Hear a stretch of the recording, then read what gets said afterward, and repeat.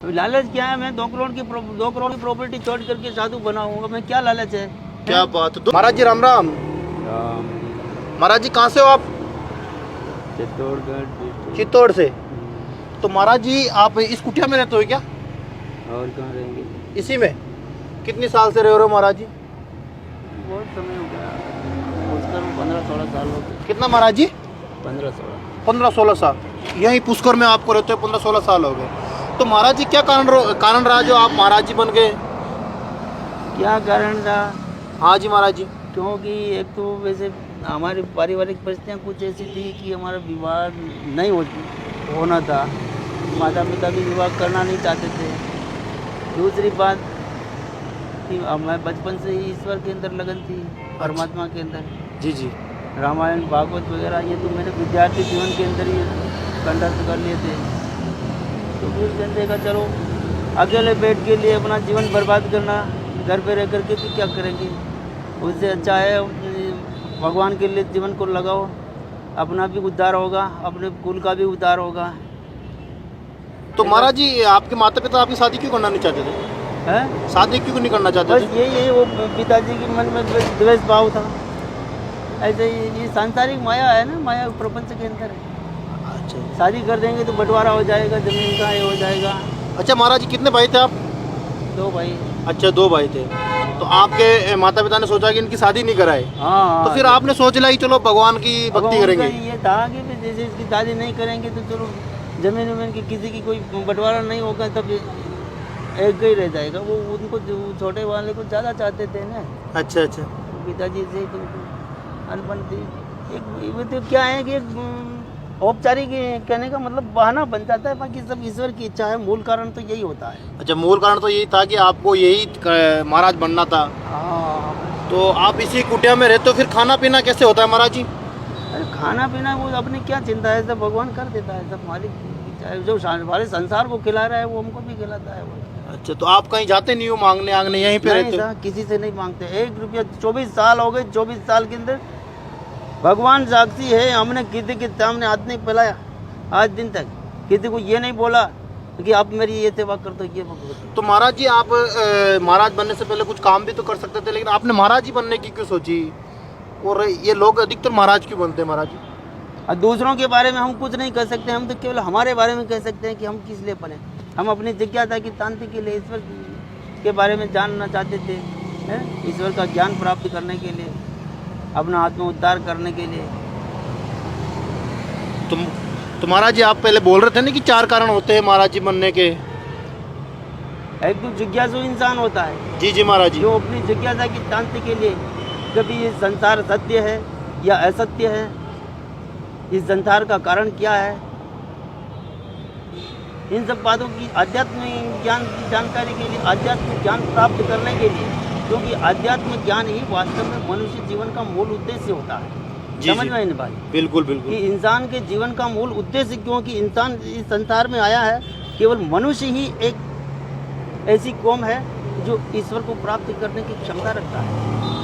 बाकी आप जानते हो इसके अंदर, संसार के अंदर, 14 भुवन के अंदर, संपूर्ण जगत के अंदर 84 लाख जीव होते हैं। अच्छा कितने होते हैं? 84 लाख। 84 लाख होते हैं।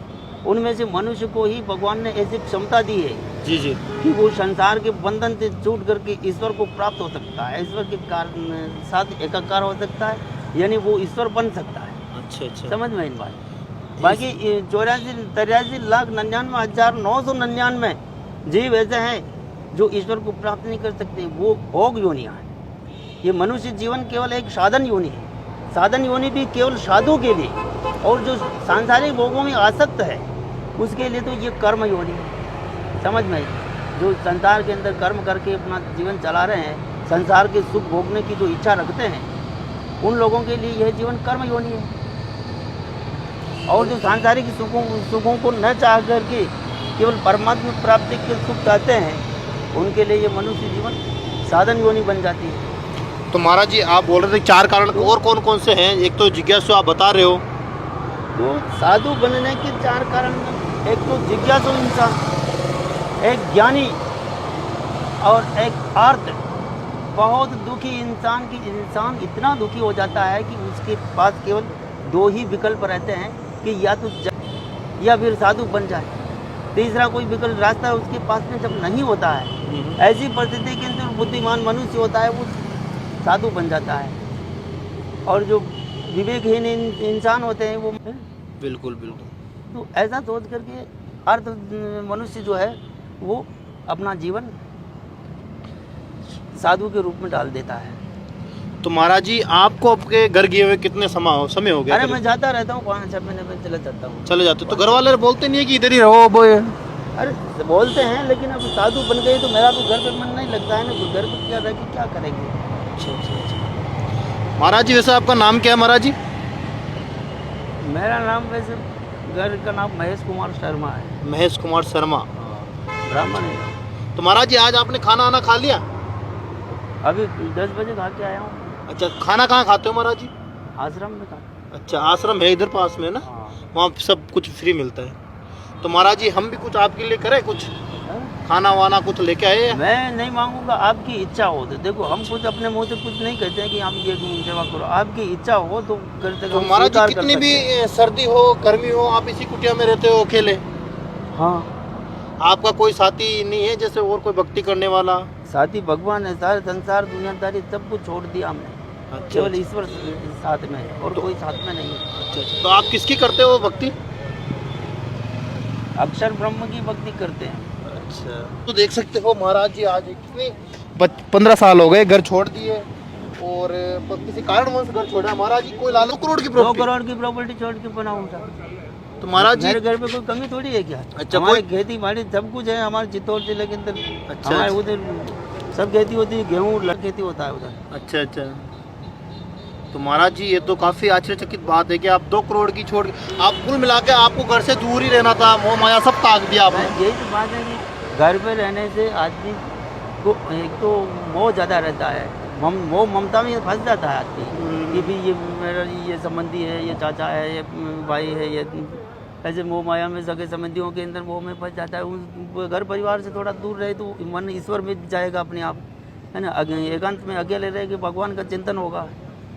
और क्या बात है। तो दोस्तों आप देख सकते हो बाबा जी 2 करोड़ की प्रॉपर्टी की और इसी में रह रहे हैं, अपनी कुटिया में अलग एकल और शांत रहते हैं और इसको छोड़ के कहीं भी नहीं जाते हैं बाबा जी।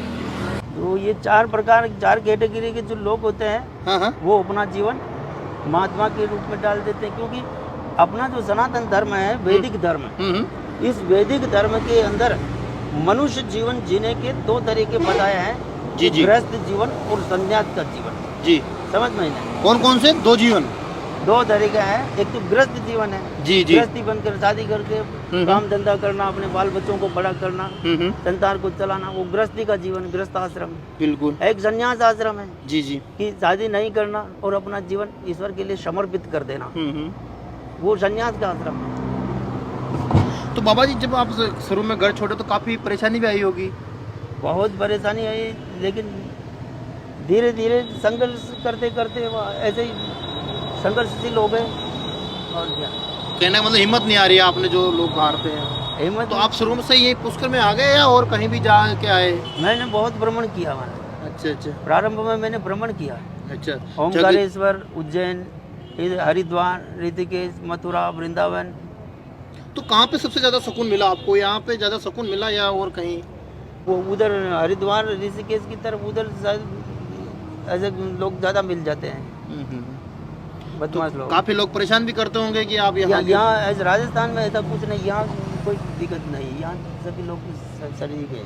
अच्छा, सब मस्त खाते रहते हैं? हाँ, अपने कर्म से मतलब रखते हैं, फालतू किसी से कोई लेना देना नहीं। कि एक बात बताऊँ ना, बिल्कुल बिल्कुल, कि जितने भी साधु संत हैं जी महाराज, उनमें से वास्तव में अगर देखा जाए तो 95% तो गैर लोग ही होते हैं, जो साधु न होते हुए भी साधु का बहाना करके उनमें, और 5% जो होते हैं वो रियल साधु होते हैं वास्तव में। क्योंकि अक्सर वर्तमान में जो कंडीशन है उसके वो बता रहा हूँ मैं आपको। बिल्कुल बिल्कुल, आप समझ सही में कह रहे हो। बिल्कुल कि 100 में से 5 ही वास्तविक साधु मिलेंगे आपको, और बाकी 95% से दारूबाज लोग घुसे हुए हैं भगवान की वर्दी के अंदर। दारूबाज लोग, क्योंकि वो लोग क्या है, ऐसे लोग भगवान की वर्दी पहन लेंगे तो कि अपने को दान दक्षिणा मिलेगी, पैसा मिलेगा, है। काम धंधा तो उनसे होता नहीं, शराबियों से। तो ऐसे लोगों नहीं ऐसा कुछ भी नहीं। हम ऐसा है कि दूसरों से कोई मतलब नहीं, अपने को भजन से मतलब है। परमात्मा का भजन करो, अपने भोजन और भजन अपने साधु के तो ही काम होते हैं। फालतू की प्रपंच में हम फंसते ही नहीं। अच्छा किसी से ज़्यादा मेल मिलाप रखते ही नहीं। वो लोग अब उनके कर्मों को वो भोगेंगे, उनसे अपने को क्या लेना देना। वो बाकी वो साधु को बदनाम करने वाले लोग हैं। अच्छा ये कहने का मतलब है ना कि समय ऐसे ही चल रहा है, अब क्या करें। तो बाबा जी आप घर वाले अब जाते हो तो वो बोलते नहीं कि इधर ही रहो बेटे, कहाँ जा रहे हो? नहीं, अरे बोला है, उनको सब मालूम है। उनको घर गया तो पिताजी ने तो बोला था घर पे रहे, लेकिन अब मैं घर पे भी रहता तो क्या है, वहाँ पे भी भजन करना है, रोटी खाना है। यहाँ पे भी भजन कर रहे हैं, रोटी खा रहे हैं और क्या। यहाँ आप अकेला रहना पसंद करते हो, कहने का मतलब शांत जगह। तो दोस्तों देख सकते हो आप बाबा जी है जो इससे कुटिया में रह रहे हैं, अपना जीवन यापन कर रहे हैं। आज 14-15 साल से रह रहे हैं और काफ़ी जानकारी बताई हमें। तो हम भी बाबा जी से और कुछ बातें करेंगे।